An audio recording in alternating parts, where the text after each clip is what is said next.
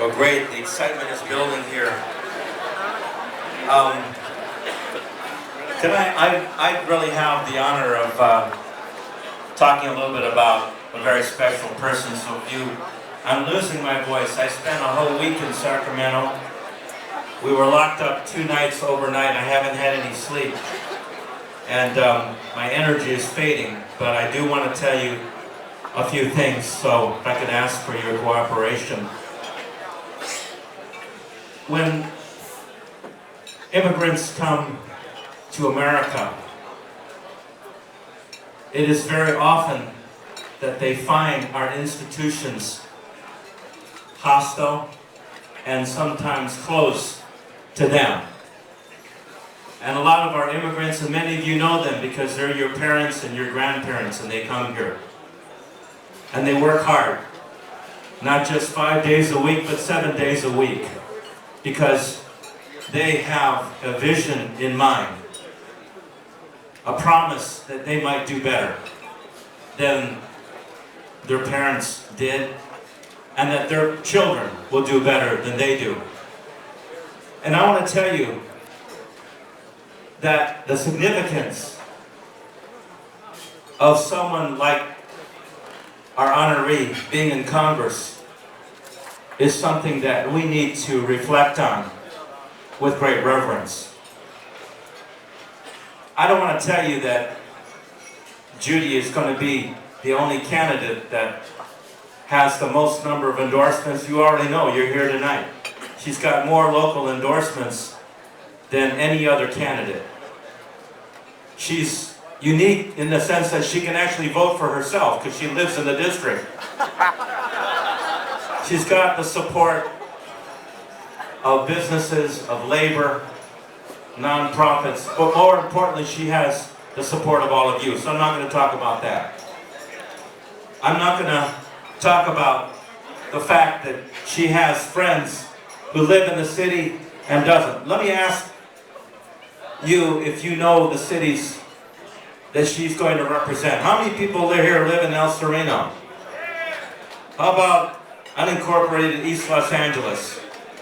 How about Monterey Park? How about Rosemead? How about El Monte? South El Monte? Baldwin Park? Azusa? Irwindale? Duarte? Covina? And West Covina? Either you know the answer or some of you have a hoarse voice. But these are the cities that are going to be fortunate to have Judy serving as their congressperson. But let me conclude by telling you that for me, the most important thing about Judy's candidacy is this: that we can go to Congress and look at a government that interned thousands of Japanese Americans during World War II, confiscated their property, took away their human rights, put them up in barbed wire. We can take an institution that asked the Filipinos in the Philippines to serve under MacArthur and promised them the same veterans' rights and then denied them those rights for many decades. We can look at an institution that during the great immigration of Asians to America enacted the worst exclusionary, jingoistic, racist laws against any person of color in the history of this country. And yet, that same institution that passed those laws, many years later, would live to see the day that someone who could not even qualify a generation ago to immigrate to this country, or in California, where someone like a Mike Ing, whose grandfather came to this country along with the immigration to work on the railroads, and who himself became a houseboy. But during that generation of Chinese Americans coming to work on the railroads, see later on, in 2 generations, someone who now chairs the Assembly Committee of Transportation. That's the promise of America. And ladies and gentlemen, what we do when we look at Congress and we see all of the horrible legislation that came out of there many decades ago, we marvel at the pliancy, at the way in which this institution, yes, can do the worst things we ever imagined, but can now redeem itself by seeing the election of the first Chinese American woman in the history of Congress to be elected to the halls of Congress in Washington, D.C. That's the promise of America. That's the promise of America. To see that we can feel horrible about ourselves and have the worst stereotypes in history about who we are later on be transcended because of what we read about ourselves in schools that says, yes, I can. Si se puede, I can be someone. A woman who, preparing for this event tonight, can average 1 to 2 hours of sleep because she cares about all of you.